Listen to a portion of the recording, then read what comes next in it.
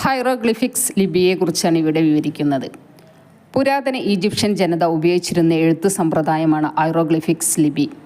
പരിശുദ്ധമായ എഴുത്ത് എന്നതാണ് ഹൈറോഗ്ലിഫിക്സിൻ്റെ അർത്ഥം. ചിഹ്നരൂപവും അക്ഷരരൂപവും കൂടി ചേർന്നതാണിത്. തടിയിലും പാപ്പിറസ് ചെടിയുടെ ഇലയിലുമാണ് ഈജിപ്ഷ്യൻസ് എഴുതിയിരുന്നത്. വലത്തു നിന്ന് ഇടത്തോട്ട്, ഇടത്തു നിന്ന് വലത്തോട്ടുമാണ് എഴുതിയിരുന്നത്. പാപ്പിറസ് ചെടിയുടെ ഇലകളിൽ മഷി അല്ലെങ്കിൽ ഈറ പേന കൊണ്ടാണ് എഴുതിയിരുന്നത്. ഈ ലിപി ആദ്യമായി വായിച്ചത് ഫ്രഞ്ച് ഹിസ്റ്റോറിയനായ ചമ്പോളിയനാണ്. നൈൽ നദിയുടെ കരയിൽ ഉണ്ടായിരുന്ന റോസറ്റ ശിലയിലാണ് ഇത് രേഖപ്പെടുത്തിയിരിക്കുന്നത്. ഫറോമാരുടെ നേട്ടങ്ങളാണ് ഇതിൽ കൂടുതലായി വിവരിക്കുന്നത്. ഈജിപ്തിലെ പ്രധാന ക്ഷേത്രങ്ങൾ, പ്രതിഷ്ഠകൾ എന്നിവയുടെ കാലഘട്ടം ഇതിൽ നിന്ന് മനസ്സിലാക്കാം. രാജകീയമായ ആചാരങ്ങൾ, അനുഷ്ഠാനങ്ങൾ എന്നിവയുടെ കാലം, ജനസംഖ്യാ കണക്കുകൾ, പടയോട്ടങ്ങളുടെ വിവരങ്ങൾ എന്നിവയെല്ലാം ഇതിൽ നിന്ന് കിട്ടുന്നു.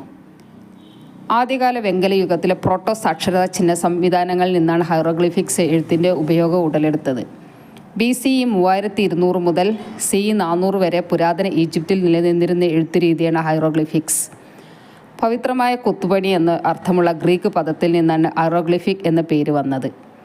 ഇതിലെ കഥാപാത്രങ്ങൾ കല്ലിൽ കൊത്തിയെടുത്ത ചിത്രങ്ങളായിരുന്നു.